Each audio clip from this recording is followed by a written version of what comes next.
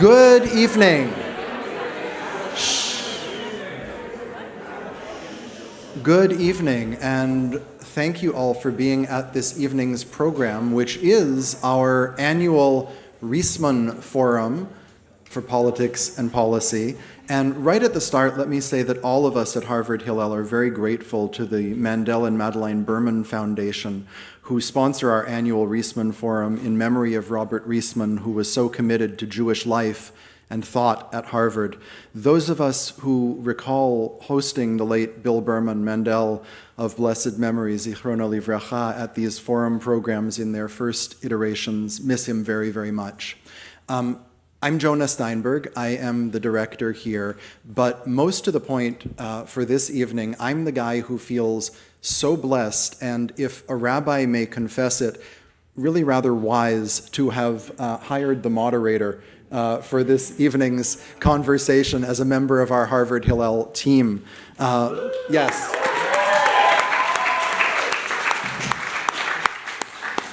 Lauren Cohen-Fisher is our IACT Director of Israel Programming, and in saying IACT, I must give thanks to, very sincere thanks to Combined Jewish Philanthropies, with whom we partner. And Lauren holds an MA in Political Science with a focus on security policy and diplomacy from Tel Aviv University. And even more relevant to this evening is just back from leading a large group of our students on our winter birthright trip and its Trextension.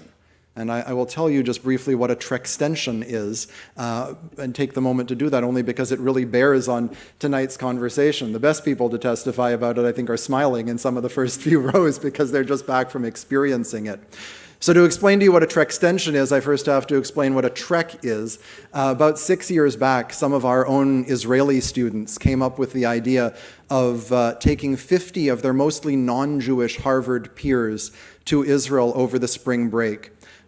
With an itinerary for that trip, which we also designed really in close consultation with CJP, in which we traded shamelessly and continue to trade shamelessly on the name of this august university to open doors for the participants, the likes of which are really quite remarkable. This trip I tagged along this past March, and I can tell you this is not wasting anybody's time.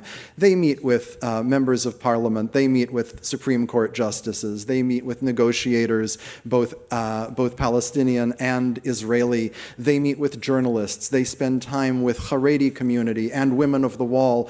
And in the same hour, they can hear from Naftali Bennett on the one hand and Ayman Udeh of the Arab Joint List on the other. And if that's not enough to get people coming back saying, wow, it's complicated over there. But the truth is, when they return saying that is hundreds of times better than thinking they know it is some particular way. And that's the experience we realized our students going on birthright trips were somehow with all respect for the Birthright program, which has done so much, frankly, our non-Jewish Trek students were getting the superior itinerary. And so with Lauren in the lead, we designed a 5-day extension to our Birthright program under the tagline, "Stay for 5 more days and go deeper." Opening some of the same doors, exploring some of the same questions, spending time with some of the same sectors of Israeli society. And as I said to the Trek participants just across the building earlier this week, one hears about multiple narratives, but what a trip like this enables one to do is to encounter the lives that correspond to these narratives, to get to know the people, because these narratives exist because of the lives and experiences of people. And why I'm so proud that we do this is that it respects the intelligence of our Harvard students. And I can testify from my point of view as a Hillel director that when students return from this head-spinning experience, they lean in. They don't run away. They now know what the issues are, have encountered them firsthand, and have the inclination to stay connected. And I really want to give thanks to Lauren, who is the key professional on the front lines of this. And I will leave it to Lauren to say more, who's going to moderate the program, but I also want to introduce 2 of our students, very involved in the Israel space, both Samantha Frankel-Popel and Jacob Fortinsky. both of the class of 2021, who will introduce our speakers for the evening, to whom I also want to extend very sincere gratitude for your being here, Danny, Peter. Thank you.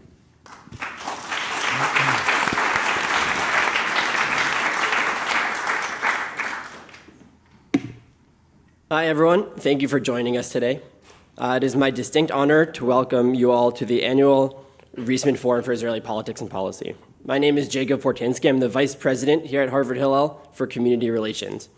I've been involved in planning Israel programs for several years now, and I don't think I've ever been as excited as I am currently for an event. Dr. Gordis and Mr. Beinart are two of the most respected and brilliant writers and public intellectuals when it comes to American Jewry and Israel. Whenever I read anything of theirs on Israel or anything else, I am blown away by how captivating, insightful, and often very challenging their ideas are. Over the last few years, my dad and I, not unlike many parents and children, have had an ongoing debate about Israeli politics. And we frequently cite the two speakers here. Usually I'm quoting Beinart, and usually he's quoting Gordis. Why am I not surprised? But although not exclusively. And last year, my Saba and I actually read The Crisis of Zionism together, which was a profoundly moving experience. And I've had the opportunity to hear them both before, and tonight's just going to be an amazing event.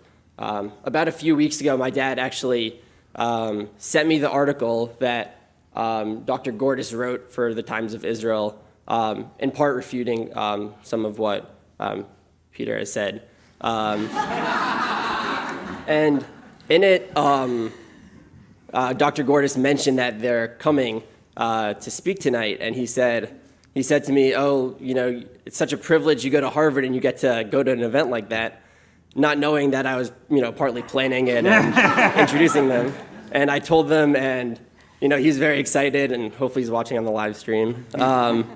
Anyway, so with that, I'm excited to join you all for an amazing conversation tonight.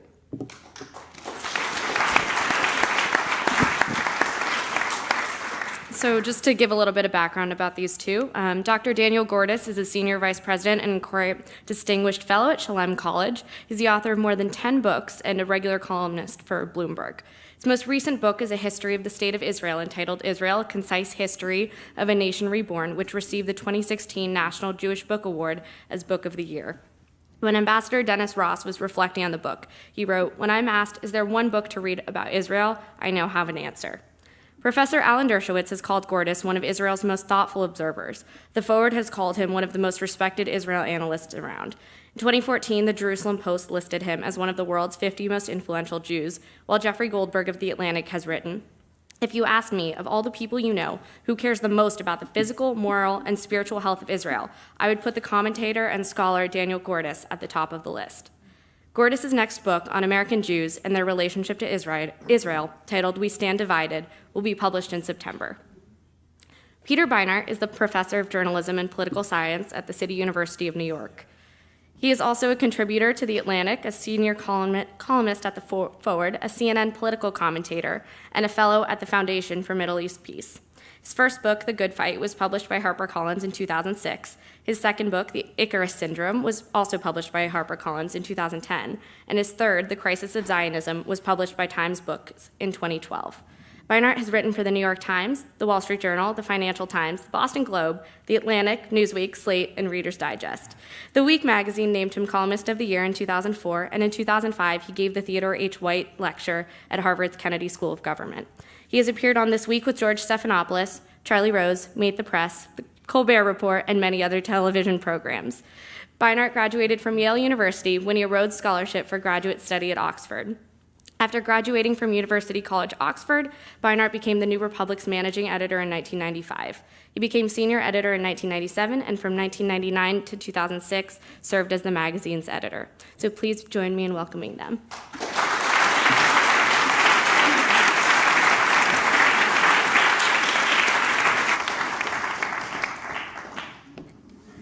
All right, we ready to have some fun?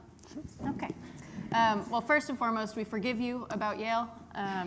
Sorry to hear it, but we welcome you here nonetheless. So to set a little bit of a framing for tonight, as probably many of you know and have experienced, we are living right now in an increasingly polarized world, not only in the American Jewish community, but also in our American and global communities writ large. And so our goal tonight is not only to unpack a discourse across the political spectrum, but also to model for our students, for the Harvard community, and for our Cambridge-Somerville community writ large, what it looks like to remain engaged in deep and meaningful conversation with those with whom we disagree. The way that we're going to run tonight is we will have a discussion for roughly 40 minutes. For those of you who are new to the building, if for any reason you need a bathroom, there's one behind you and also downstairs. Welcome. We are so happy you're here. If you are not new to the building, thank you so much for coming again. We're so happy to see you. If you need anything, there are a few Harvard Hill staff members scattered throughout the audience, and please feel free to ask them. We would love for you to feel comfortable and at home here in our space.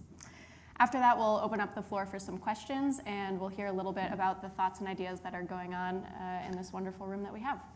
So without further ado, I'd love to start us off maybe with a bit of an open-ended question, which is that a lot of people right now are talking about this large rift that is happening between the Jewish American and Jewish Israeli communities. And I'm curious, in both or either of your perspectives, if you feel like that is an accurate description, that we have this growing rift right now. If yes, what's causing it? If no, why is it getting exaggerated in our current media? Where are we going, and where have we been? Maybe we can start with that and then narrow in on some more specific thoughts and ideas. Okay. Danny's just written a book on the subject, so maybe he should. I'll go quick. I do think that the rift is getting wider. It's not that the rift didn't exist before, but the rift, I think, is getting wider and more pronounced, and I'm sure that over the course of the evening we can explore more both the evidence for that or against it, and talk a little bit about why it may be. But I'll just give you one example, I think, to give you a sense of, especially among younger American Jews, what's after millennials? Gen Z, whatever. Run out of letters. Z+. Yeah, I think it's Gen Z, Z+? actually, at this point, Yeah, for Z+, really young, I and I'm think, like, comes I next. want to know what comes next. They go back to A or whatever. But anyway, just one indication. I think the first time that you and I had this kind of a conversation, which was at Columbia, which didn't get dissed like Yale did, I just want to say. But in any event, the first time we did this, the hot conversation was about J Street back in the day. Right. And the question really was, is J Street in the tent or is J Street not in the tent? Okay. J Street is the pillar holding up the middle of the tent. That's what it is. And the conversation today, let's forget 10 out of 10 in tent, the most interesting new phenomenon in the scene now is, if not now, which is decidedly and specifically unwilling to state that it favors a sovereign Jewish state. That was never the case with J Street. We didn't agree about J Street, but we agreed completely that it was formally and I think in practice in favor of Jewish sovereign state. So the mere fact that in, I don't know, whatever, it's been 5, 6, 7 years since we first had that conversation, J Street has moved from is it in the tent to the pillar of the tent, I think says a tremendous amount about where the American Jewish community has gone. The other possible indication of how not only the rift is widening, but how people are willing to acknowledge the depth of the rift is the change of what's happened with Jewish Voice for Peace, even in the last few weeks.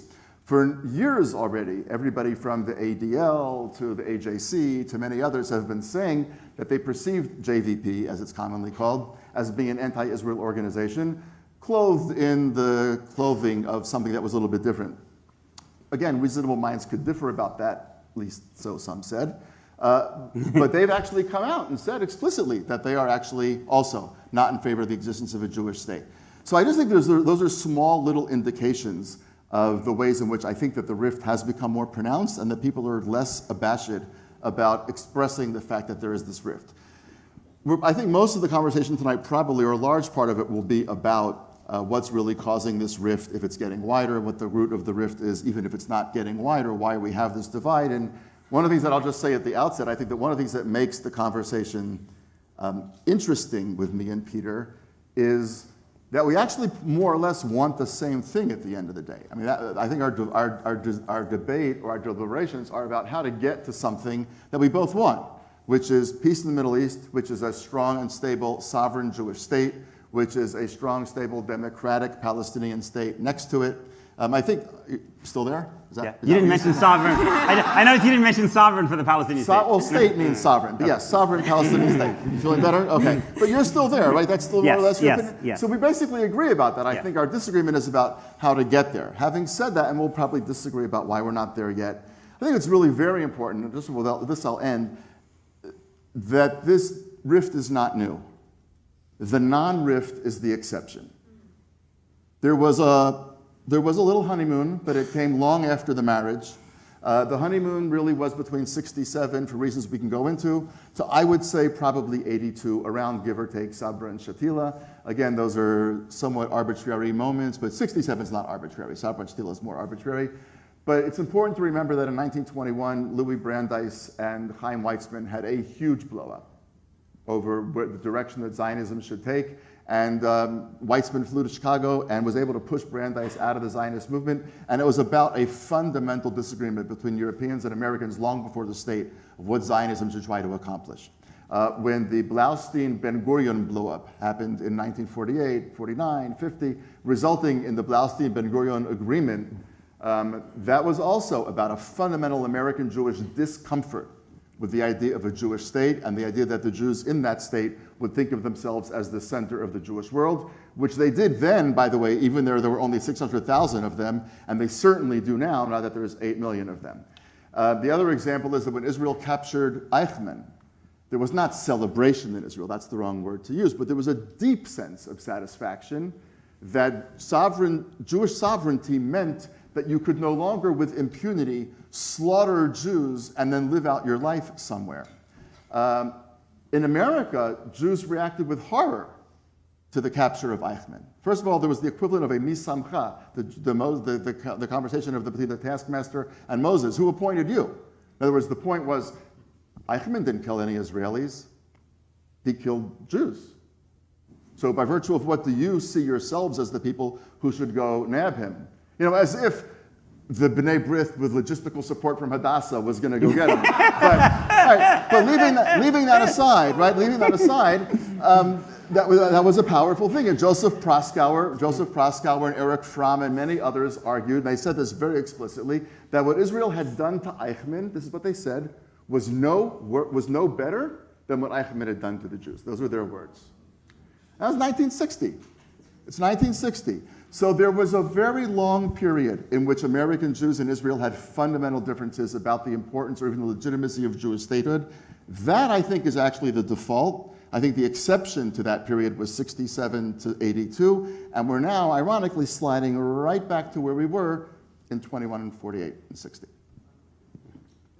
Well, first of all, I, unlike Danny, would not put anything past Hadassah. I mean, I think they, given their ability to track... Well, my issue was B'nai B'rith. Given their ability to track people down in my family for fundraising contributions, you know, we're off to a bad start because I really agree with pretty much everything that Danny said. I'll try to make this the last time. You look, first of all, Zionism is built, you know, in many ways on the rejection of the idea that diaspora Jewish identity is a good way to live your life, right? And American Jews, maybe more than any diaspora community around the world, are emphatic in the belief that basically to be an American Jew is the best kind of Jew you could be, right? And America is the best place to be a Jew, right? And so you've got a very deep kind of fundamental clash there. You also have, I think, if you think about the places that Israeli and American Jews come from, right? Israel comes out of the experience of European Jews and Mizrahi Jews, right? It, unlike the United States, is a very large percentage of Jews who come from North Africa, the Middle East, right?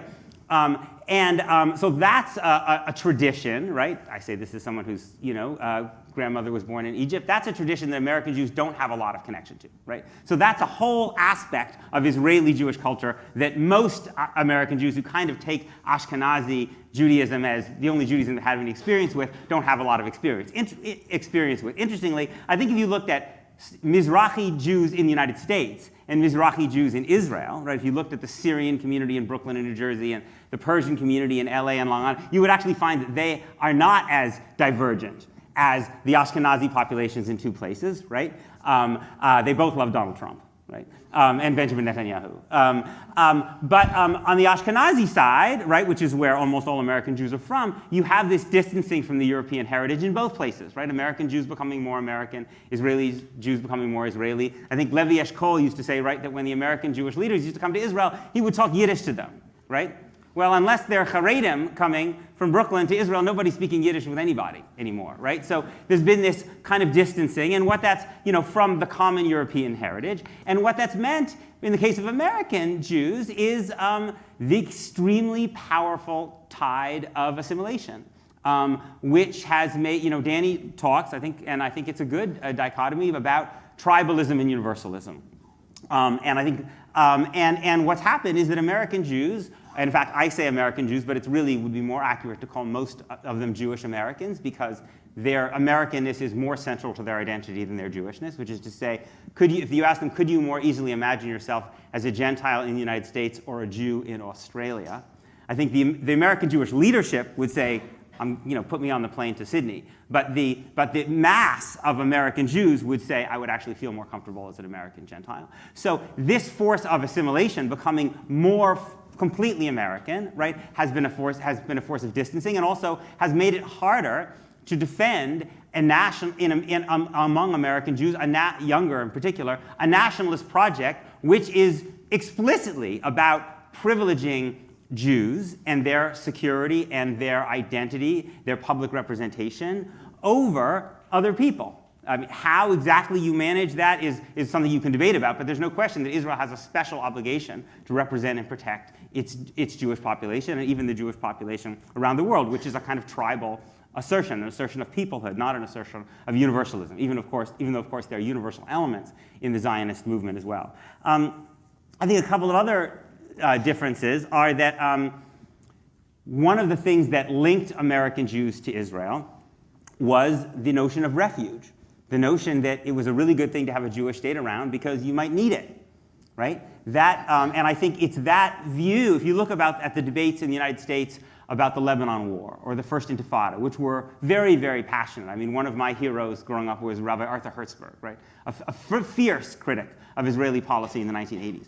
But I think even the fiercest critics in the 1980s, by and large, didn't challenge the notion of the existence of Jewish statehood. And I think part of it was because the notion that you needed a Jewish state so that Jews in the diaspora, and including Jews in the United States, would have it as a refuge, as a place to go. I mean, that's what made American Jews really move en masse to Zionism in the first place in the middle of the 20th century, in the 30s and 40s, the sense that regardless of what you thought about the theology and the ideology, that the Holocaust and the fact that the world's nations had not opened their doors to Jews on the brink of extermination showed that you needed a Jewish state. I think younger American Jews, because of their own life experience and because of the history they've seen in the world. I mean, I came of age with the Soviet exodus of Jews and with the Ethiopian exodus of Jews. You know, that sense of Jews being under state-sponsored anti-Semitic persecution and coming to Israel to be safe.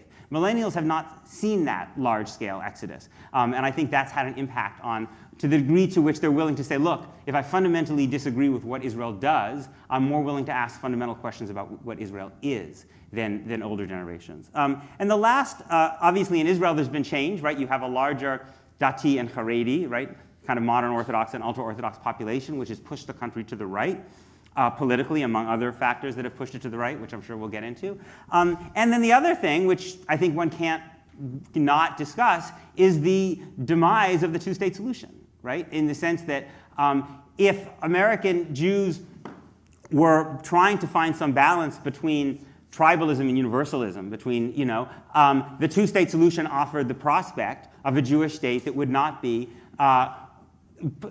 exercising control over millions of Palestinians in the West Bank who lack basic rights, who lack citizenship under the control, basically who live under Israeli control, but without citizenship, without the right to vote, under military law, without free movement.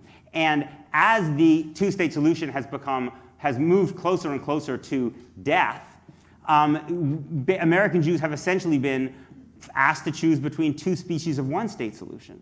And I don't think it's entirely surprising that a community with liberal universalistic values, even if it might have been open to the two-state solution, that the younger generation of which, and you see this with a group like If Not Now, is essentially saying if the choice is between some kind of secular binational state and Israel, which has permanent control over millions of people who lack basic rights, I will roll the dice on a secular binational state. That's not my view, but I think that if we're concerned about that, as Danny is and I am, the people who have contributed to killing the two-state solution, and I particularly think of the Israeli government and the American Jewish establishment, who I think have played a very large role in the destruction of the two-state solution. The Palestinians have played a role too, but the Israeli government and the American Jewish community have basically massively subsidized settlement growth and created the political will situation in the United States where it can't be opposed in Washington. That is part of the reason that you're seeing this move towards more openness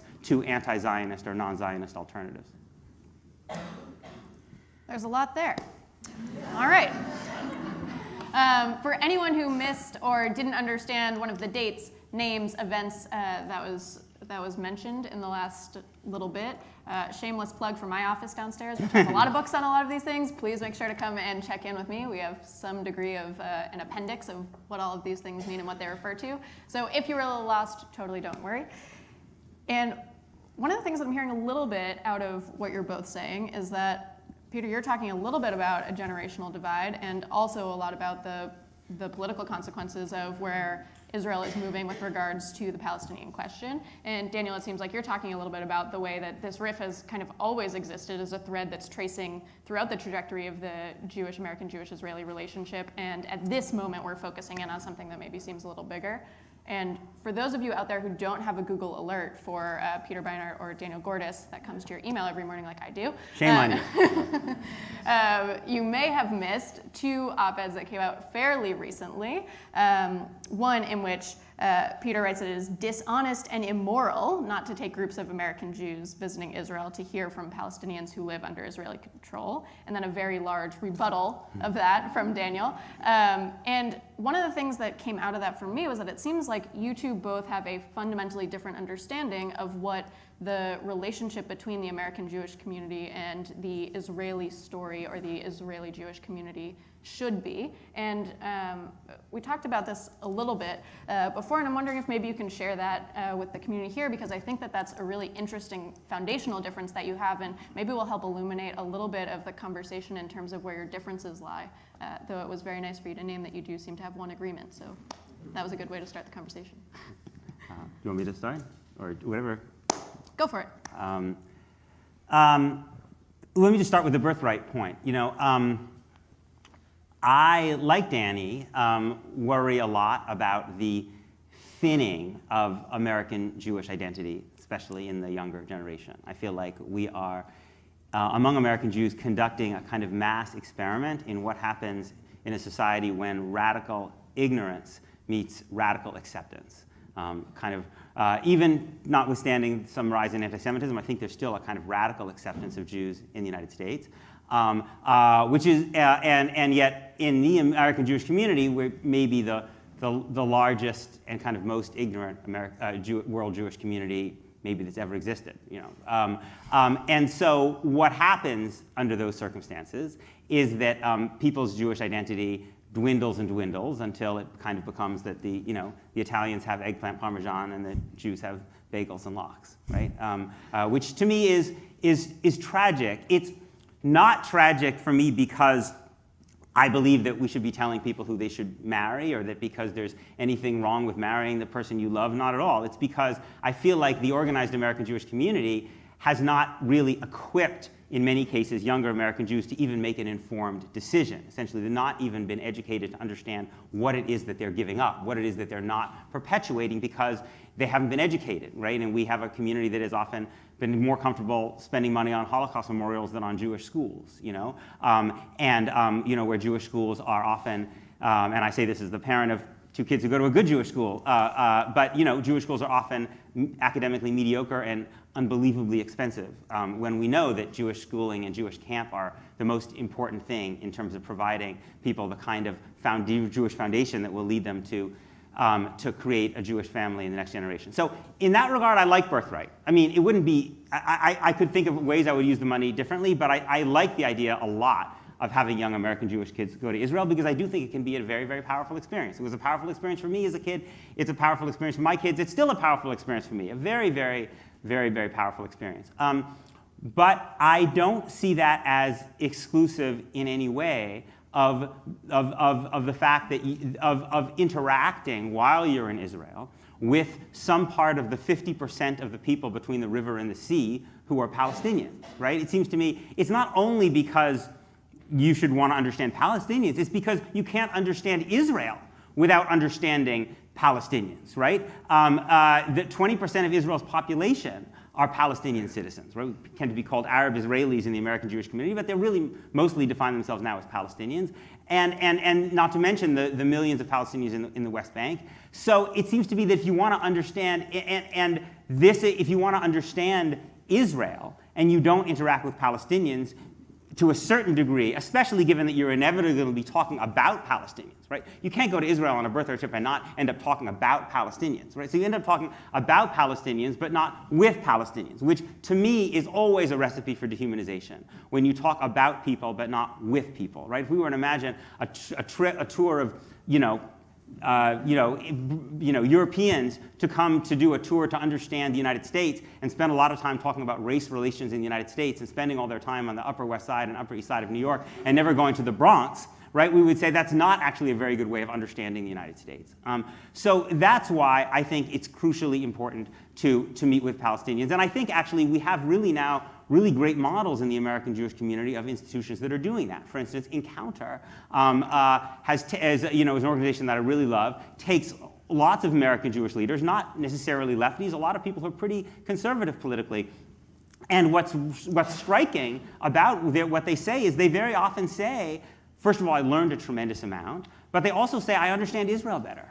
I understand Israel better. So I think it's wonderful that Harvard is doing this. I understand, and Danny, pointed this out in his critique of peace, that there are logistical challenges. Maybe Sheldon Adelson wouldn't be so thrilled about it. Maybe, I don't know. I'd be willing to take that risk. I think, then it should be that people who have different values than Sheldon Adelson, people who actually believe in liberal democracy, people who have not called for dropping an atomic bomb on Iran, should be willing to step up and put their money where their mouth is and make up for that money. And I also think that there are questions about which Palestinians you meet with, but in some ways the whole point is that Palestinians are not monolithic. So if you meet with Palestinians who have a whole different set of views, some of whom say they could live alongside Israel as a Jewish state, some of whom say they would never live alongside it, some of whom want a secular binational state, some of whom want an Islamic state, that would be good. Right? In the sense that would create a more complex and more humanized vision of these people that we obsess about all the time and yet often in the American Jewish community have very little interaction with. I would be shocked if you didn't want to disagree a little bit. I don't want to, but I have to. So I think I actually agreed with a large part of that, but I think this is about to end. Look, I want to zoom out here and talk a little bit about what I think the whole brouhaha about birthright is. I think we both agree that birthright's it's a good idea, and it's great to bring tens of thousands of young Jewish people to Israel. The percentage of people between, 20 and now 40, because birthright's been around a lot, who have been to Israel is infinitely higher than the percentage of Jews, let's say, between 50 and 80 who've been to America. It's about 30%, and it's much higher. It's more than half, I think, now about in the younger generation. That's a fantastic idea. But I want to take a step back from birthright and see birthright in the context of a larger dynamic that's happening. And I will say, I think that actually you've been at the forefront of this dynamic, beginning with your New York Review of Books article, which is this idea that the American Jewish establishment is fundamentally guilty in perpetuating the conflict, and that the enemy of good is the American Jewish establishment, which I'm not part of. So, I'm not trying to defend something of which I'm a part. And I think there's plenty of things that the American Jewish establishment has done wrong. There's also plenty of things that it's done right. And I think that never comes up in the conversation. Things like, all sorts of organizations, and I don't want to go into them because people here in the room represent some of them, but they've done great things.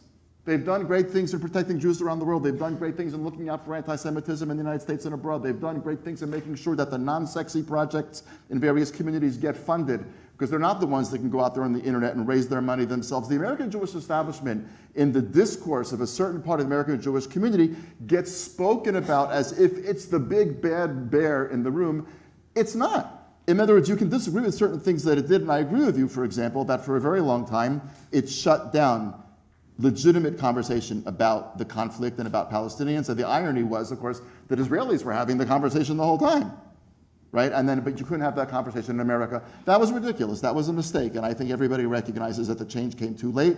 But I think it's also important not to throw the baby out with the bathwater. And I think that the attack on birthright is a throwing the baby out with the bathwater. You misrepresented. I made one sentence about Sheldon Adelson, and I said basically that you don't find him particularly appealing. I didn't say what I thought. But I never said that the reason that the change shouldn't take place was because of Sheldon. I said that the reason I thought it was going to be hard to make the change take place was because I think, again, if you want to say, well, there are Palestinians who think this and Palestinians who think that, to do that seriously, you need the 5-day add-on. You actually need you need exactly what Lauren does. No, I'm saying that 100% seriously. That's what you need. You can't do this as part of a 10-day trip, because you are going to suck the air out of everything else that happens, and what they're going to end up coming back with is a very, very different kind of experience, which I think is going to be very, very problematic. Because here's another way in which I would look at everything that's going on between American Jews and Israel and the conflict and the Palestinians and all that. Number one, there's a great irony about the role of Israel in American Jewish discourse, which is that Israel is perhaps the most controversial topic in American Jewish life.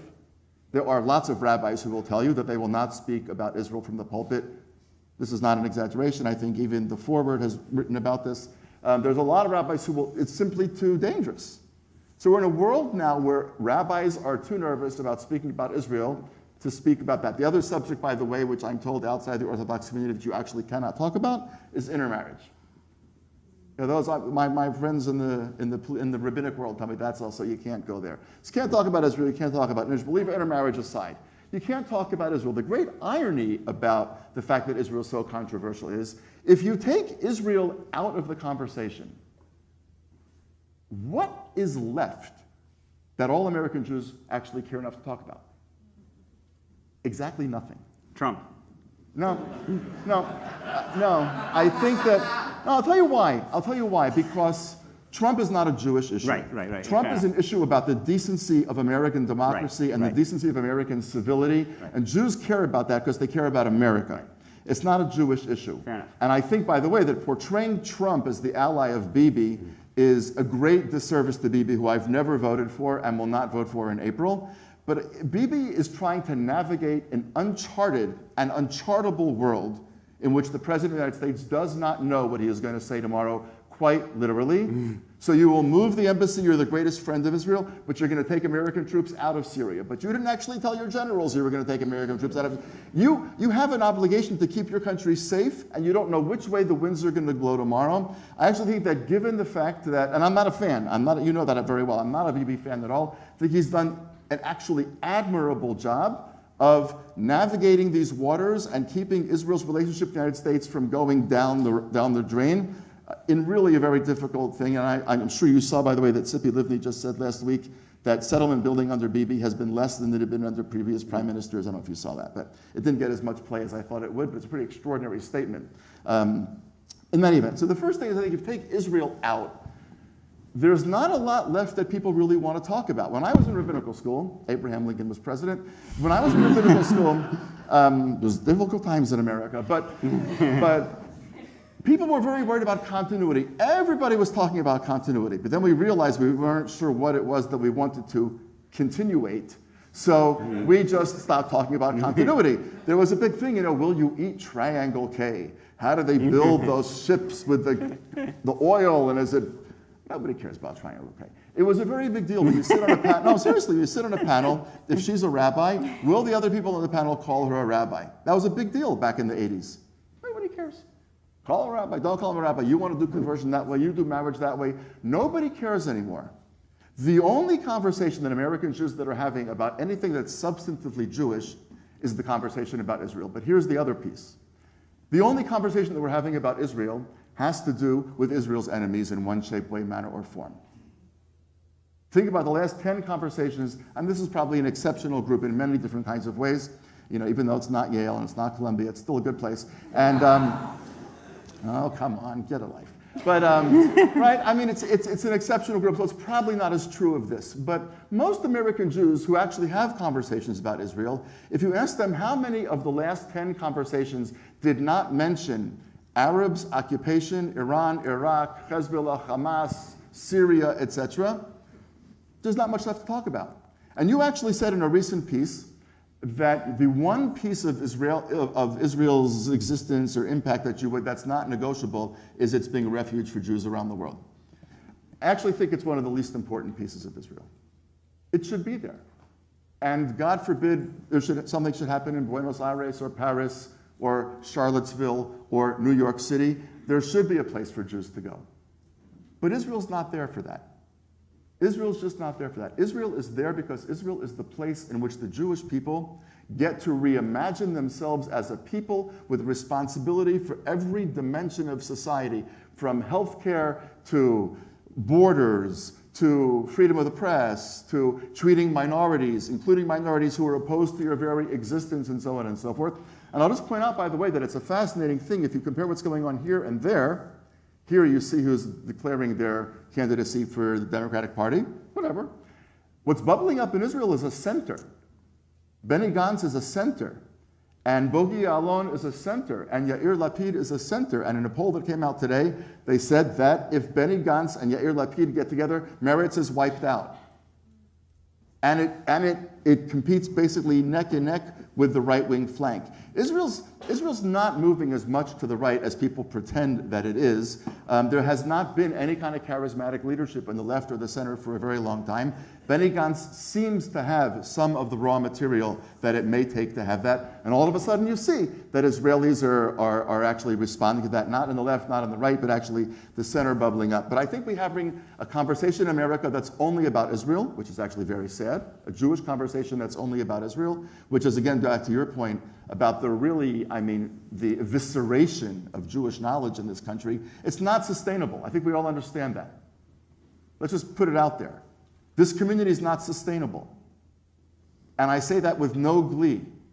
But with the levels of Jewish knowledge and the kind of Jewish education, and those of you that went to Ramaz and SAR, that's not normal America. That's a tenth of a tenth. The levels of what most Jews in the world know, most Jews in the United States know, and now intermarriage, and now their kids, it's going to disappear. I'm saying that with no glee, no satisfaction, tremendous sadness. This is the community in which I was raised. This is the community in which I was educated. This is the community that I thought I was going to work in until my wife informed me that I wasn't, and we were making aliyah. But that's actually true. But so I say that with no joy, but this is a disaster scene. And the only thing there's left to talk about is Israel. And when we talk about Israel, we're only talking about the conflict. And I think that here, some of the left-leaning leadership bears a great responsibility for that. Let me just say this. So I think, number one, if I disagree with you about something, it's I think that the attack on birthright is a mistake because it's a part of a larger attack on the establishment. Birthright, it's much better to have birthright as it is now without a single change than to destroy birthright by virtue of trying to actually force it to do things that it won't do, or its funders won't do. It'll actually weaken and impoverish American Judaism even more than it is. The other thing that I'll just say, and this will probably take us into something where we completely disagree, I think this idea that the American Jewish establishment is the fundamental force behind the collapse of the two-state solution it's a bit ludicrous. The reason that the two-state solution collapsed, and Israel's not sugar and spice and all things nice. It's not, and it knows how to drive a hard bargain. And not everybody in Israel is the nicest person to agree with. And there are people that want to annex. It's all true, but fundamentally, the rise of this huge middle now, which is going to compete with Bibi very significantly, is specifically talking about at least divorcing from the Palestinians, distinctly anti-annexation. Benny Gantz has come out distinctly anti-annexation, and so on and so forth. A lot of Israelis aren't there to why did this two-state solution? I don't think it's dead, by the way. I really don't think it's dead. I don't think that any of us in this room are going to live to see it. And I include the freshmen. No, I mean, seriously. You're not going to live to see a two-state solution, and you're not going to live to see peace. But it's going to happen eventually because neither people is going anywhere, and it's in the interests of both peoples. You could annex the entire West Bank, and it would still end up being two states eventually. For reasons we can go into later. But I think to suggest that the responsibility for the two-state solutions being in the trouble that it's in is fundamentally Israel or American Jews or the American Jewish establishment just completely ignores the fact that when Oslo was signed, Palestinian terror skyrocketed. That before he was assassinated, Rabin apparently whispered to a few of his closest confidants, this may not be sustainable, we may have to pull out of Oslo. Bogi Alon says that, other people have said that he said it to them. I wasn't there, I can't vouch for it. But I think it's really important to at least get the Palestinians to take some serious responsibility for the fact that to this very day, they actually have not acknowledged the right of the Jews to exist as a Jewish state, to this very, very day. I mean, when Barack Obama forced Bibi into this building freeze, if you recall, he still couldn't get Abbas to come to the table. Abbas says, and now today they changed their tune a little bit, but for the last months and months they've been saying no matter what it is that Trump and Jared and Ivanka and Don Jr. and all of them bring to the table, Jason Greenblatt and a few other more serious people, Jason being among the serious ones, no matter what they bring, they're going to say no to it. I mean, that's where we're at. And so I think, again, I'm not suggesting that the Israelis play no role in this. They play some role in this. But the overwhelming responsibility for the reason that we have not made progress is because fundamentally the Palestinians turned down whatever deal Barak made, turned down whatever deal Olmert made, and you and I have hashed this before, and I know what you're going to say. But I'm going to listen politely. But I think that that's really very important. And I think, therefore, that the issue of birthright is, are we better off with thousands and thousands and thousands of American Jews coming to Israel and seeing it? Yes. Is the Palestinian issue the most important thing to learn about Israel? No. The most important thing to learn about Israel is the rebirth of the Jewish people. The most important thing to learn about Israel is what happens when a people is situated in its own borders with responsibility for its own destiny, breathes new life into its once long non-spoken language. I'll tell you where you get, with this I'll stop. You get to the last time that the Man Booker International Prize finalists were announced, about a year and a half ago, whenever it was. International prize. Any book translated into English, which is hundreds of thousands of books. Of all of those books, there's 5 finalists. 2 of the 5 were Israeli. One was Amos Oz, and one was David Grossman. And David Grossman won for Sus Echad Nichnas Labar, a horse walks into a bar. I think it's called in English. That's an unbelievable thing for the Jews to be in that place. That's what Israel's about. Israel's about the Jewish people rejoining the international world of the commerce of ideas and culture and all of that. It's bringing the Jews back to being a real 3-dimensional people in a very complicated region with tremendous pain, tremendous cost, but it's not about refuge. It's about the revitalization of the Jewish people. And I think, last sentence, with no subordinate clauses, what you can actually see here is exactly the opposite trend. Israel is becoming a culture 3-dimensional, made all the more rich by the way the Mizrahi tradition really seeping in much more than from the sidelines, but now becoming centrist because more than half of Israeli Jews are Mizrahi, and the erosion of that knowledge and that thickness of culture on the American side. Again, a lot there, and Daniel, you may know what Peter's going to say, but I imagine the rest of us in the room don't, so... I can tell you.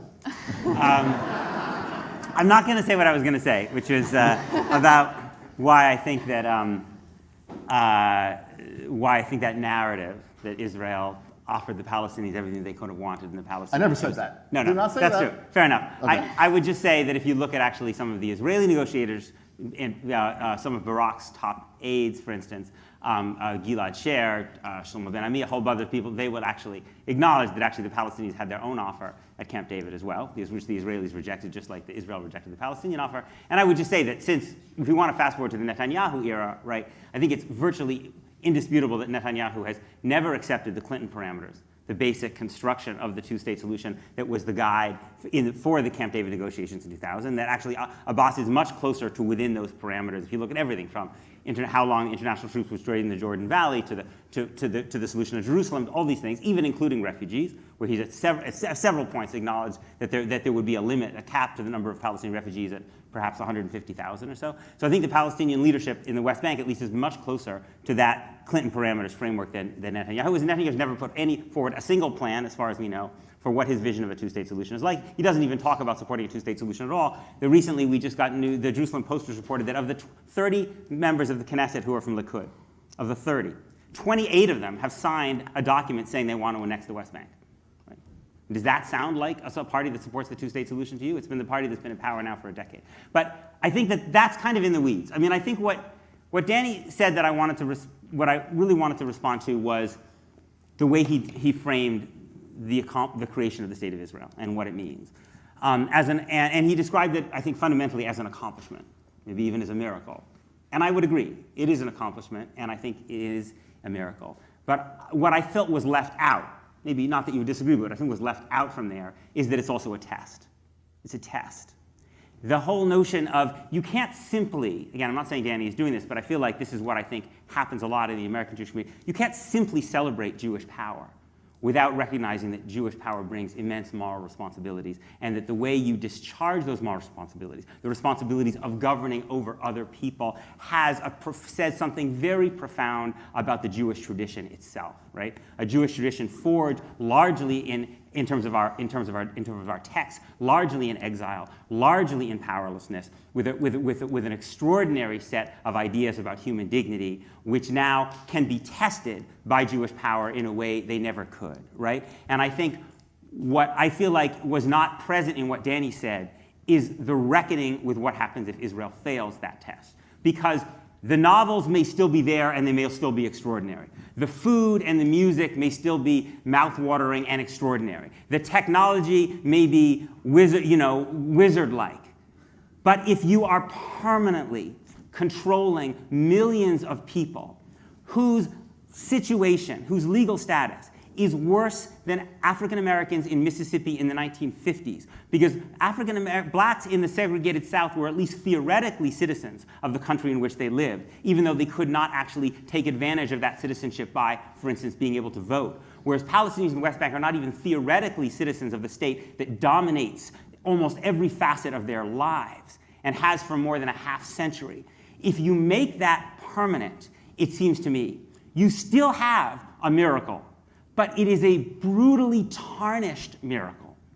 And it is, and I have to say that for me, that is not a choice I want to have to make. That is not a combination I want to have to spend the rest of my life with. And just as a descriptive practical matter, because of the universalism of young American Jews, even if they do come to appreciate much of the extraordinary beauty and accomplishments of Israel, they're not going to, I think, and we're seeing this with, if not now in others, I think by and large, they will vote with their feet and they will say, the cost of this miracle is too high for me in terms of what I believe it means to be a Jew, right? And that's the move. That's the world we're moving towards. And I want to do everything in my power to stop that from being the choice we have to make, and it can only be stopped. Yes, the Palestinians can do all kinds of things differently, but we are not Palestinians, right? We have some influence here, right? And if you want to preserve the possibility of the two-state solution, preserving the two-state solution is preserving the possibility of a Jewish state that does not control millions of people whose legal status is worse than African Americans in Mississippi in 1953. If you want to create the possibility of that Jewish state existing, you have to stop settlement growth. In fact, you should do more. You should start paying Israeli Jews in the settlements, you should buy out their mortgages, and you should allow them to move back inside the Green Line. We should be raising money for that right now, all over the United States and the diaspora, right? Because you can't simply say the two-state solution will always be there. It won't always be there. At some point, it just becomes impossible. There's not enough land on which to build a viable state, and you push the Palestinian national movement en masse into one person, one vote, which is already where the younger generation is going.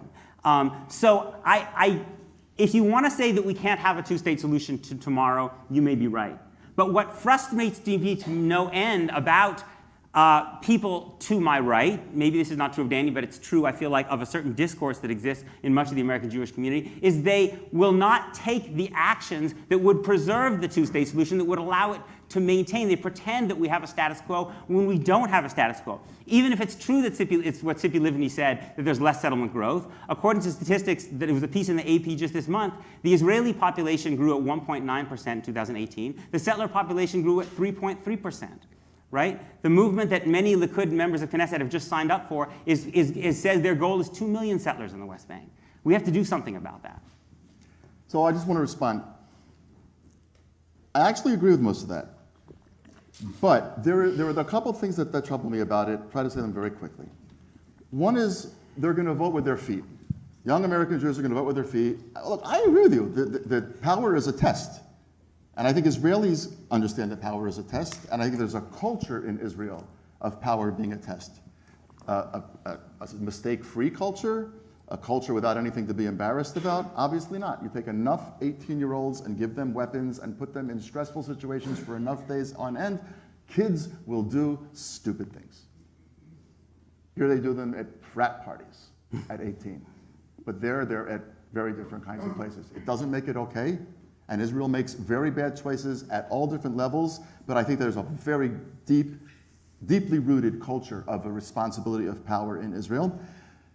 They're going to vote with their feet, you say. Okay, but here's where Peter Beinart actually can do something about that. If your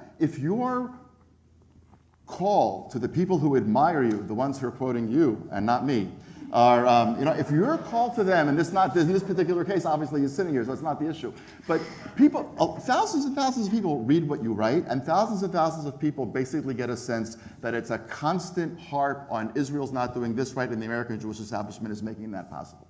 What about the idea that Israel is a miracle? What about the idea that Israel has a deeply embedded tradition of power being a test? What about the idea that, yes, the occupation issue is all obviously critical, but there are many, many other things that Israel has accomplished. That's not spoken about enough by you and your other colleagues who represent this world, and I think you could balance the American Jewish discourse in a much more healthy kind of a way. That's the first point. The second point is this. Israelis, it's really important to watch this Benny Gantz phenomenon. I mean, this Benny Gantz phenomenon is a huge thing.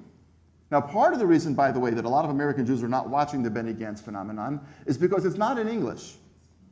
I mean, it's not in Hebrew. Sorry, I apologize. It's not in Hebrew. It is in Hebrew. It is not in English. It's not been translated from Hebrew into English. Benny Gantz's speech, whatever you think he meant, whatever you think he really said, it was a phenomenally interesting phenomenon in Israeli political life, maybe history, and 98% of American Jews have no access to it. That's a choice that American Jewish leaders made. American Jewish leaders made a choice not to have young American Jewish kids speak Hebrew. My parents are both New York natives. My parents, my father's no longer living, but my parents both grew up, one in Brooklyn and one in Far Rockaway, in Jewish-speaking homes, in Hebrew-speaking homes in the 1930s. In the 1930s and 1940s, they spoke not Yiddish, they spoke Hebrew. Now, there were little Hebraist enclaves. That didn't spread, but in large measure, you can go actually to a very fine Orthodox high school in New York City or in Philadelphia or in Los Angeles or in Boston even, and leave after 12th grade, do 40 or 50 times 12 or 13, all the tuition that's paid, and not be able to actually read the front page of Haaretz. That's an abomination. It's a complete abomination. And that means that, therefore, this phenomenon that a new center is rising in Israel is happening completely off of the radar screens of most American Jews. And what's that center saying? That center is talking about not doing anything now that would preclude the possibility of a two-state solution down the road. That's what a guy named Amnon Reshef, who's the head of Commanders for Israel's Security, Mefakdim Lebichon Israel, which is, I don't know how many, 300, 700, I forget the number already, but hundreds and hundreds of people who are at commander level in the army and the police and the border police and so on and so forth, who are no longer in uniform, who therefore can take a political position, all of them saying, do not do any of that building out there that you're talking about, because we don't want to preclude that, but none of them saying, and we can end the occupation now. In other words, there's a way in which there's a complete, why is it that American Jewish leaders, young, old, establishment, non-establishment, campus, not campus, are having a conversation about ending the occupation now? If not, now says that, J Street now says that, you say that sometimes. End the occupation, where virtually nobody in Israel, including Meretz and including Labor, are having a conversation about ending the occupation now. Why is that? Because Israelis don't have the moral fortitude that American Jews have? Because the Israelis don't, they didn't read enough, I don't know what, Aristotle or whatever. What's that? But they're not talking about, well, first of all, Meretz is about to disappear completely. But the point, the vast majority of Israelis are having a conversation about how not to preclude the possibility of a two-state solution. There's been no discussion in any of this new party stuff about ending it now. And I think the reason for that is the following. There's a very real physical danger there. This is the last point that I'm going to make about this.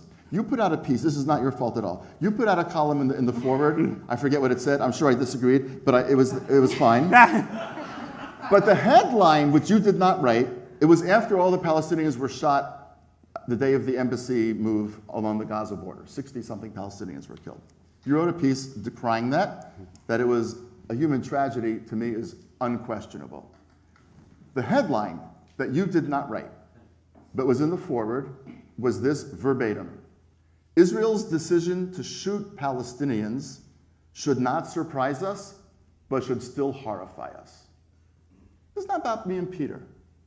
That's about a sick accusation of a country that is defending a live border with lethal force, as it always has, because the minute that fence comes down and people by the tens, and then the hundreds, and then the many hundreds start streaming across, then you're in a very bad situation in Sha'ar HaNegev and in all kinds of other places where there's lots of people living. Israel's decision to shoot Palestinians, that's sick.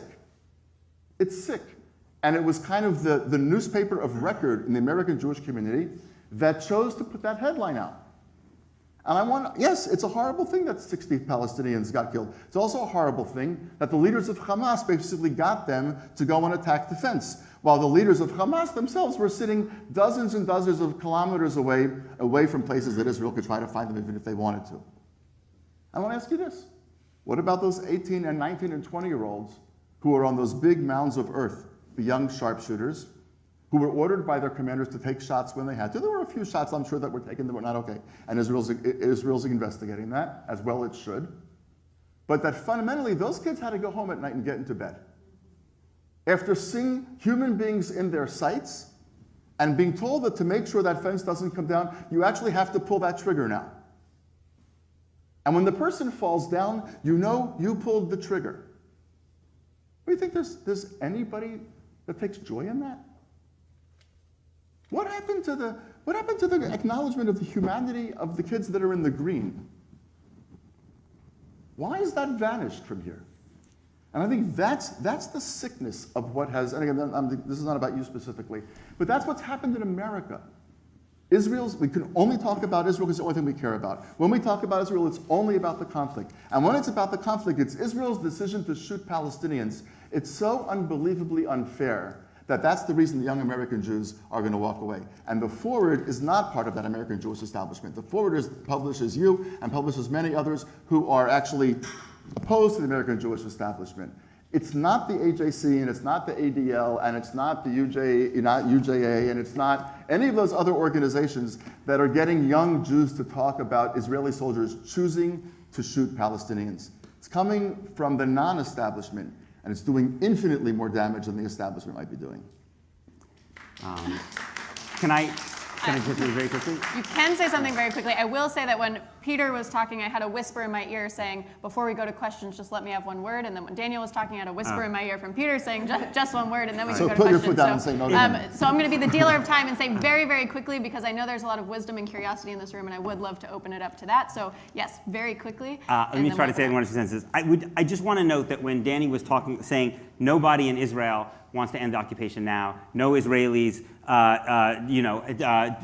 we don't think any Israelis have the moral fortitude, blah, blah, blah. He was talking about Israeli Jews. And I just want to acknowledge that, right? Because 20% of the population of Israel are Palestinians who would emphatically like to end the occupation. A lot of them would also like to end Israel, by the way.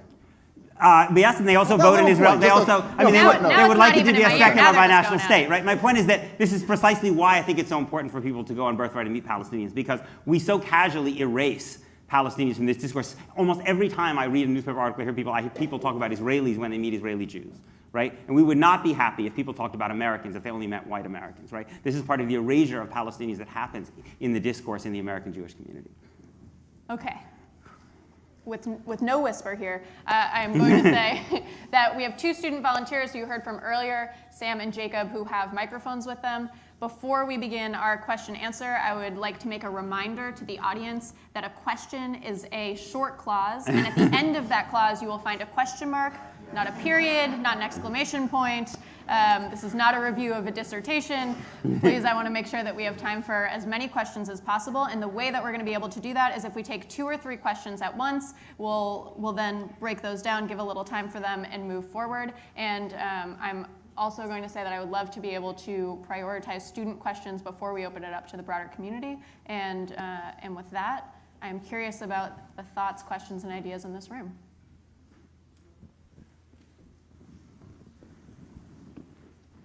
I feel like, should I speak in the mic for the... Yes, speak in the mic, and please introduce yourself briefly before you ask your question. Hi, my name is Kara. I'm a junior in the college, and both of you talked about Jewish identity.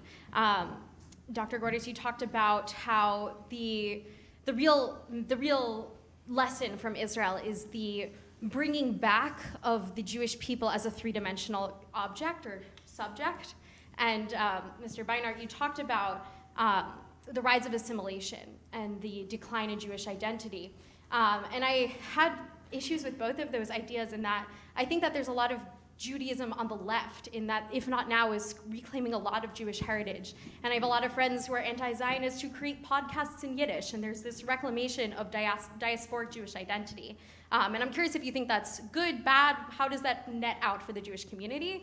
And Dr. Gordis, I don't know if the idea that we're bringing back some form of Judaism is accurate in that there's been thousands of years of Jewish history that existed without a Jewish state. And I believe I would be curious how you feel about the authenticity of that form of Judaism, and if this Which is form? of the post-Zionist or current Zionist era comparatively to the pre-Zionist Jewish past.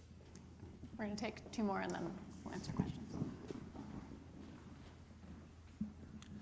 Hi, I'm Andy. I'm a graduate student at the university. Sort of related. My question is, and you can correct me if I'm wrong, the question of how Israel and the Israeli religious sort of control of social function and marriage will be an issue as Jews in America intermarry. And while Israeli immigration law allows people who have at least one grandparent to migrate to Israel as Jews, how if the more religious areas of Israel sort of control who is considered a Jew in the social sphere, if that will continue to cause the separation outside of the Israel-Palestinian issue. I've heard some people say that is one of the biggest issues in the split. Hello, my name is Ben, and I'm a very grateful community member of Cambridge, not a student. Thank you both so much for being here. My question is for you specifically, Mr. Beinart. How do we explain or justify the active lobbying of some American groups, like let's say J Street, that directly oppose or contradict Israeli interests? For example, with the Iran deal, if I'm not mistaken, J Street did actively lobby the advancement of the JCPOA, even though Israelis were largely opposed to the deal. So how do we justify or even explain that, grapple with it? Thank you. Let's go for it. Okay, so the last question, I can even help people out with the last question. Israelis were more split than the question suggests, but I think your question is very well in place, but acknowledge that they were more split. That way he has to answer the harder part of the question. Okay, but I won't answer that one because it wasn't to me. Look, I don't think it's for anybody to judge the authenticity of post-Zionism. I think I don't think anybody ought to judge the authenticity of anybody else's Judaism. I think you can't judge the authenticity of something except by the question of whether it can perpetuate itself. That's the ultimate test. And you should really ask yourselves what forms of Judaism in the world today are perpetuating themselves And what forms of Judaism in the world today are not perpetuating themselves? What forms of Judaism over the last 200 years, since, more or less, give or take, since the Haskalah, have managed to somehow survive? And obviously the Shoah screwed up the experiment in large ways. We won't know what would have been otherwise, obviously. But my objection to post-Zionism is not its authenticity. It's not the word that I would have used. My objection to post-Zionism, and I just disagree with it. I don't think it should not be allowed to exist. I think that in an open society, post-Zionists have every right to do what they want to do, and I have every right to say, well, I think they're wrong. And I think that what we have to get to is exactly what we're modeling here tonight, which is to say, we disagree about a lot of things, but you can talk to each other like you're two human beings who actually care about things that matter. And if that's the only thing that comes out of an evening like this, I think it's very worth it. My objection to post-Zionism is that I think that the creation of the State of Israel is the most extraordinary thing that's happened to the Jewish people in the last 2,000 years. And it's the most important thing, even more important than the Holocaust. Not minimizing the Holocaust, but it's the most important thing that the Jewish people have managed to create, do, whatever that's happened to the Jewish people in the last 2,000 years. My own view is that people that don't see that don't understand that, have a myopic view of Jewish history, have allowed their own universalist commitments to trump their Jewish, I don't use the word tribal, Peter, but I use particularist, have allowed their own universalist commitments to trump, bad word, to overtake their particularist commitments. I disagree profoundly with that read. I don't think it's inauthentic, just disagree with it. I think it's a misread of what's been grand about Jewish history in the last 2 millennia. So that's my objection to it. I also think, by the way, that if you think that the most extraordinary thing that's happened to the Jews is the creation of the State of Israel, and you don't understand this if you're in college now, but you walk around campus here with the self-confidence that enables you to criticize Israel because of the self-confidence that you have because of Israel. Talk to your grandparents about what it was like in America in the 1940s and the 1950s and the early 1960s before the 67 war. They didn't walk around like that. People did not walk into Wall Street firms wearing a kippah, saying, here's my CV, and by the way, my people has 482 holidays a year, and I leave at 9:30 in the morning on Fridays, and I can't come back till Tuesday. And I want to start with a corner office. I'm obviously exaggerating, but when I was in college, it wasn't all that long ago. I know you think like I'm ancient, they're going to bring out oxygen any second, but when I was in college, people with kippah were just starting to get those interviews in Wall Street and on Madison Avenue. What transformed everything was Israel. The problem of the younger generation is with no fault of its own, it just doesn't know that. It doesn't understand how Israel has been key to the very self-confidence that they have that they employ to then criticize Israel. So I don't think it's about the authenticity of post-Zionism. I simply think that post-Zionism is a radical, tragic, errant misread of Jewish history. They have every right to promulgate their view, and I have every responsibility to try to object. In terms of intermarriage and the rabbinate, look, I mean, my daughter is sitting in the room, and I'm a non-Orthodox rabbi, and I did her wedding in Israel. And she and her then fiance did all this investigation, talking to this person and that person. They thought they had the whole system figured out. At the end of the day, it didn't work. And they decided, they had a whole idea. It didn't end up happening. They come to me, it's illegal. You can go to jail. Will you do the wedding? And yes, and I'm going to do my son's wedding, God willing, in a few months in Israel too. And I could, like that Haifa rabbi, get taken off to jail in the morning. And as far as I'm concerned, if there's no faculty meetings and there is Wi-Fi, I'm in. Basically just... give me a 6-month sentence. I got a lot of email to catch up on. But much more seriously, I'm opposed to the rabbinate's control. I'm opposed to the rabbinate's control of religion in Israel, because first of all, it turns off secular Israel. Secular is a complete misnomer. Those secular Israelis, who 90% of whom fast on Yom Kippur, the 80-something% of whom light Hanukkah candles every single night, some overwhelming percentage of whom have a Pesach Seder, that kind of secularism I can actually live with. So secular is a bad word, but we'll just use it for a nomenclature right now. My problem with the rabbinate is twofold. Number one, aside from its dishonesty and misogyny and racism and all of that, it's that it is promulgating a variety of Judaism which I think is a bastardization of the greatness of what Judaism is. And therefore, the tragedy of the state of Israel is that very often Israelis need to come to Boston as part of the Wexner program or as part of some other program, be here for a number of months, go to a Reform synagogue, go to a conservative synagogue, go to a modern Orthodox synagogue and say, oh my God, there's that? and then come back to Israel and start looking for places of which there are more and more and more. That's my first objection to the rabbinate there, that it's promulgating a variety of Judaism, which is Judaism not nearly at its best, and the Jews in Israel deserve better than that. My other objection to it is that I think, well, let's leave it at that for now. Now, the point that I'll make now, what's the impact of that on American Jews and their attitudes to Israel? Virtually zero. Let's be honest. The number of people in America who are intermarried who want to make aliyah but who won't make aliyah because Misrad HaDatot will not recognize their marriage, they could all fit in the empty seats of this front row. No, it's not okay what's happening there.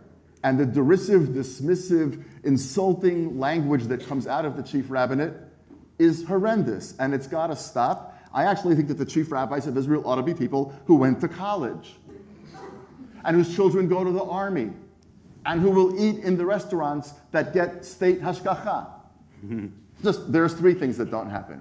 Okay, so I think it's horrifying for all sorts of reasons, but it's not at all the reason that people who are intermarried feel a greater distance from Israel. They got intermarried because they fell in love with somebody who wasn't Jewish. They decided to spend their lives together, and that's fine. But that's not the issue. It has nothing to do with the relationship to Israel, the whole chief rabbinate thing.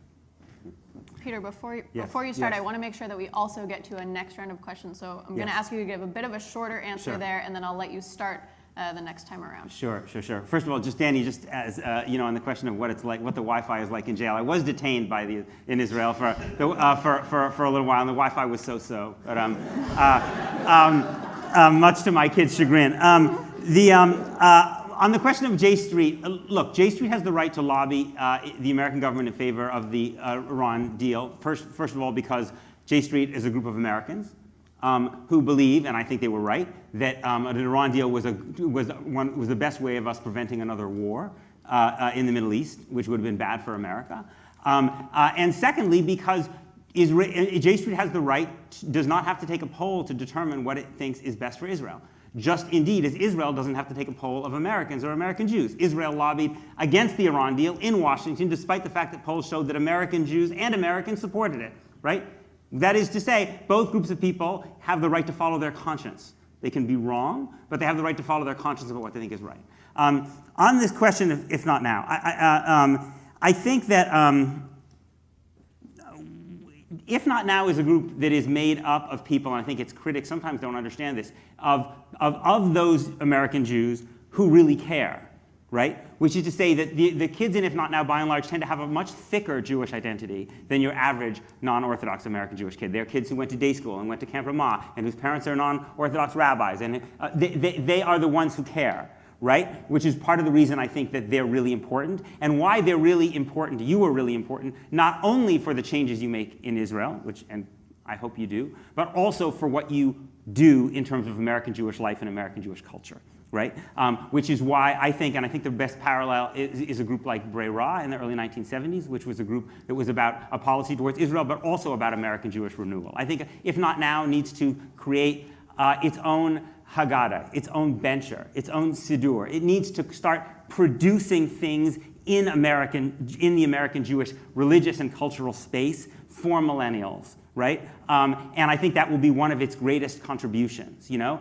And so if Not Now is a diasporic group, it believes deeply, I think, in diasporic Jewish identity, and it has to take upon itself the obligation of making sure that it is part of what preserves that. You know, by thickening it and creating something that is transferable to the generation below you.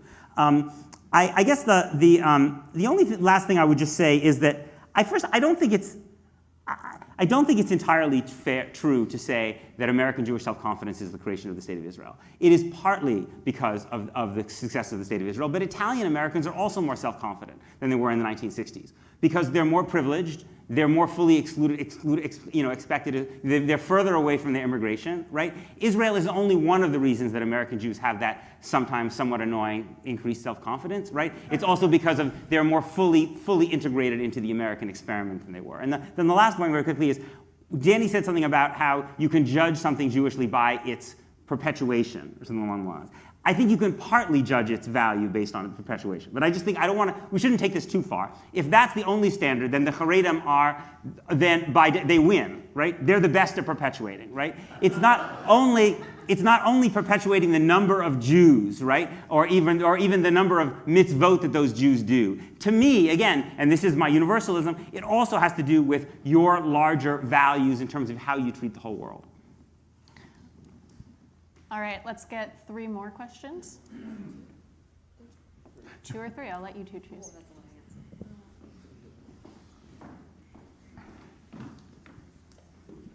Hi, I'm Avi, also a community member.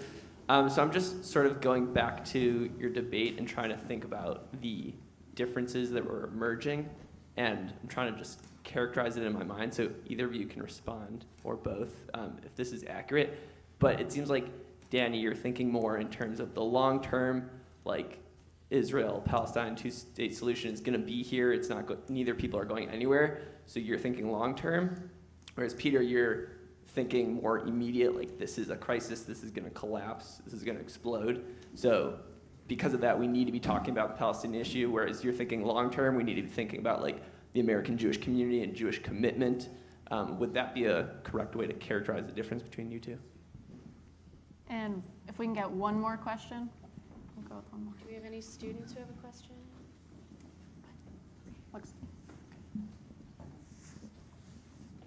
Okay, so first of all, thank you very much. My name is Sarah. I'm a Wexner Fellow. I'm also a NITREC leader for this next march. So we have lots of experiences this year. And my question is for you as important leaders in the Jewish community of America. If you had to put numbers, what is the most important thing for American Jews now, from 1 to 10, to deal with their Jewish identity and to strengthen it, as you were talking about the problem of ignorance, or to deal with the Israeli-Palestinian conflict? Put numbers from 1 to 10, and what should be done regarding your priorities. Thank you. All right, and You said he could go first. I did indeed. We are unfortunately, I think, running too short on time. And because of that, I'm going to ask for both of you to do as short of an answer as you can, given that those were very deep and wide-reaching questions, both of them. I don't think the difference between Danny and I is that one of us cares about the long term, one of us cares about the short term. I think the difference is that Danny is more confident that the two-state solution will essentially be there one day, essentially kind of almost irregardless of what Israel does, or at least Israel can continue on its current path. I don't think so. I think what will happen is that sooner or later the Palestinian Authority is going to collapse. It has no legitimacy. It was not meant to be Israel's permanent subcontractor in the West Bank. Its only legitimacy was to be the embryo of a Palestinian state. When it collapses, then Israel has to go back to directly occupying the West Bank, its own 18 and 19-year-olds in every Palestinian village and town. And I also think that the kind of whole structure of the two-state solution, which is held in place by the PA as the embryo of the Palestinian state, collapses. And I think we move much more explicitly, both among the Palestinians and in the United States, into a one-state discourse. And once the one-state discourse takes hold in the Democratic Party, it will be wildfire. It is entirely natural for progressive liberal Americans to support the idea of one secular state rather than two states that try to provide two ethno-nationalist states. And once that becomes sayable in the American political discourse, it will become hegemonic on the left and inside the Democratic Party, and I think that could happen within 5 years, within 10 years, within 1 year. In terms of the two priorities, I don't want to have to choose. I don't think one has to choose. I mean, there's no question that part of the distancing of American Jews to Israel, probably the single biggest factor, is lack of Jewish identity, is the lack of strength of Jewish identity. But there is also evidence now we see that even if you hold Jewish identity constant, you see that political alienation also plays a role as well. So if I had to put a number of it, I would say that, fighting for liberal democracy and in the state of Israel, I would put that at 10. And fighting for Jewish education, I'd put that at 11. Okay, so I'm going to start right where you left off. Israel's not a liberal democracy. It was never meant to be a liberal democracy. It's made it very clear. What the Balfour Declaration said, His Majesty's government looks with favor misspelled, but okay. His Majesty's government looks with favor upon the creation in Palestine of a national home for the Jewish people. A national home for the Jewish people. Without, right, there's another part of that. Correct, but it's a national home for the Jewish people. Without prejudice, right? Agreed. To the rights of the non-Jewish citizens. Understood. And when the partition plan came in 1947, it was a creation of a Jewish state and an Arab state. Had they actually accepted that, there might be at least a Jewish state and an Arab state. Israel was always meant to be a Jewish state. To talk about Israel as a liberal democracy in the sort of Lockean, Jeffersonian, Hamiltonian tradition, only one got a musical, but one can always hope, right? To talk about Israel as a liberal democracy in that tradition is to misunderstand what Israel is. It is not America speaking Hebrew, eating falafel. It's not. It is a country which is a very different model, which puts one particular ethnicity, one particular people, one particular tribe, one particular religion at the very center of its purpose for being. That's why I want there to be a Palestinian state. I want there to be a Palestinian state for the very same reason that I live in Israel. When I had Mrs. Brown in 7th grade, this is serious. When I had Mrs. Brown, she was the scariest teacher I ever had. But when I had Mrs. Brown in 7th grade for social studies, and she taught us about George Washington crossing the frozen Delaware, and we learned about the Alamo, and we learned about Fort McHenry. It was fascinating, and I was this little kid, and it didn't feel like my story. My ancestors were not on the Mayflower. America's been great to the Jews. But for some reason that I cannot articulate, the stories that Mrs. Brown incredibly effectively taught us didn't feel like mine. And when I drive up the highway from Tel Aviv or the airport to Yerushalayim, and there's the memorial to Yitzhak, the port Sim, the people that broke through to Jerusalem. When I was a little kid, and my parents took us there when I was 10 years old, it felt like my story. I want Palestinians to have the same possibility. I want them to have a country in which their culture is central, in which their language is central, in which their narrative is central. I'm not a two-stater because I'm a tzaddik. I'm a two-stater because I think it's actually good for Israel not to have people living in it who don't want to be there. Any Arab who lives there who wants to stay there, fine.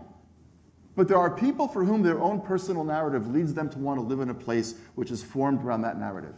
That's what Israel is for Jews. That's what Palestine, I hope, can be for Palestinians one day. Israel's not a liberal democracy. And when we say that we want to try to do is bring liberal democracy to Israel, what we're destroying is the very essence of what Israel was meant to be. So I think it's great that you said that because I think it's really an important distinction. So I'll leave that. One last point and then one very quick story. I think that, Jews tell stories. That's how we should close things. Jews tell stories. Purim's coming up, we're going to tell a story. Pesach's coming up, we're going to tell a story. Seriously. Judaism is telling a story. A very quick story. Once upon a time. A Snapchat story. A Snapchat for story. the millennials out there. Right. Keep your groggers in your pockets, please. I think that the literacy piece is infinitely more important than the conflict piece. Because Judaism fundamentally is a tradition that is deeply rich and very unkind to people that don't know it. It's just not. How many young American Jews growing up understand that Judaism is as rich and deep and three-dimensional a culture as Western civilization? With as many great books, with as many great thinkers, with as many profound ideas. They have no sense. They don't know what a Mishnah is, they don't know what a Midrash is, they can't tell you the difference. They don't know who Maimonides was. If you don't know any of that, then really, as Peter said before, you're reduced to lox and bagels, and you can understand why people walk away. My sense is that if you know this, I don't care what you daven or don't daven or don't eat, who you marry, I don't care. But I think if you knew this tradition inside out, you would want to be part of it for the rest of your life, and you would want your family to be part of it, and then you'd figure out where Israel fit into it. So for me, I would put literacy at 10, and the other one much below her. Very quickly, 1948, Ben-Gurion tells soldiers in the Negev, you got to hold on to this little place called Eilat. It wasn't in the partition plan. It's not ours right now. We got it. You got to hold on. Everything that can go wrong goes wrong. The water pipes bringing them water are destroyed. They run out of food. They run out of ammunition. Israel has no airplanes to protect them. They're getting schmeiced. But they've been told they can't abandon the position, but they just don't know what to do. They actually, 4 of them or 5 of them, this was told, by the way, to Chaim Guri by Samach Yizhar, 2 of Israel's great novelists, and Guri wrote it in a diary. They made their way to Tel Aviv. And they actually walked in, amazingly enough, back in the day, they just walked into Ben-Gurion's office. And they said, you know what, you told us to hold on to it. You don't understand what's going on down there. There's no water, there's no food, there's no communications, you have no airplanes to protect us, we have no artillery, we're out of ammunition. What are you talking about? And Ben-Gurion was silent. And for a minute they thought he'd just lost it. And finally he said, Eilat is going to be the port to which ships are going to come from all over Africa. And then Eilat's going to be an even greater deep water port. And ships are going to come to Israel from all over the world. Eilat is going to be the place that Israel meets the world. And he went like this. Get out. He didn't tell them that it was going to be okay, that they would be okay. He just told them, you can't make this thing work unless it's about a really big dream. My worry about the discourse about Israel in America is that it has eviscerated the conversation about grand dreams. It is a miracle. It's a flawed miracle. It has many challenges. But I think our responsibility as people who write and people who speak and have people who, some people quote us here and there, is a responsibility more than anything else to inspire them with a sense of the grandeur of what's been accomplished and to leave them with a hope that if we work together, we can make even greater things happen in the future.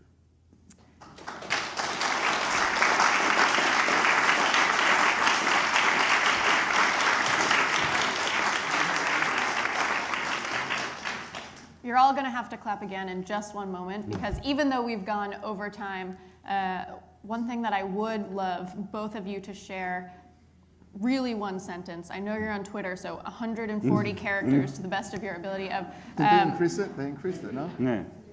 280. I don't have a Twitter. I'm still on Facebook. I'll try to be nicer than I people on recently Twitter. learned it's not cool to be on Facebook, but that is where most of my social media lives, so I didn't know that. Thank you. Maybe I'll get a Twitter now that I know I have more I can say. Now that it's 280, Germans can write a full sentence.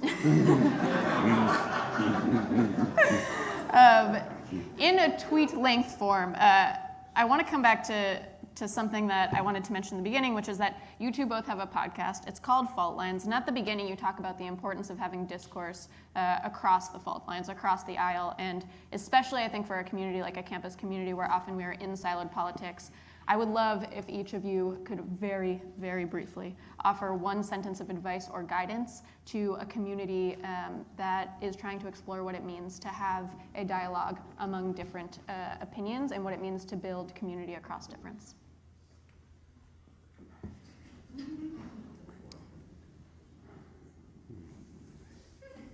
I've stumped him. I did it. Okay, so I'll go. Seriously, two things. One is, I would say, epistemological humility. To be a yodea she'eno yodea.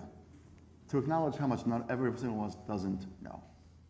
Instead of pretending that we know the answers, what if we acknowledge all the things we didn't know? We'd have a very different conversation. Stop with that. I agree with that. I just would add that we are one people, and I believe that our fate as Jews is fundamentally intertwined with one another. And I believe that we should argue fiercely, and we should feel commitments to non-Jews, especially to Palestinians, but we should always recognize that at the end of the day, just as those people in our own families infuriate us, we come back to them at the end of the day because we know that at the end of the day, they're the people who will take us in. They're the people who we may need to rely on. They're the people that we share things so fundamental that we can't express them. And that for people, and I say this, especially I think people on the Jewish left need to hear this, that's the way that we on the Jewish left should see everybody else in the Jewish community.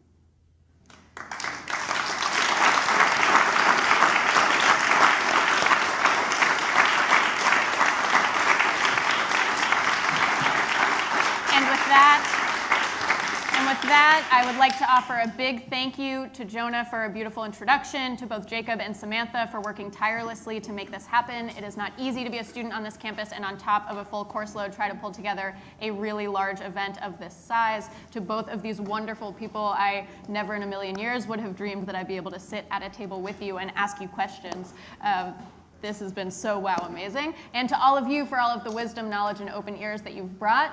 And also thank you to the Harvard Bookstore, which is outside right now with copies of Daniel's recent book. And I hope my one big ask is that everyone in this room, I imagine, has heard something that has resonated and has heard something that makes you want to clench your fists or throw a Bic pen or something to that degree, and that you find someone who disagrees with you and that you get in a meaningful conversation with them so that this becomes not only a conversation from tonight, but a model of what our community can look like as we move forward. So thank you very much.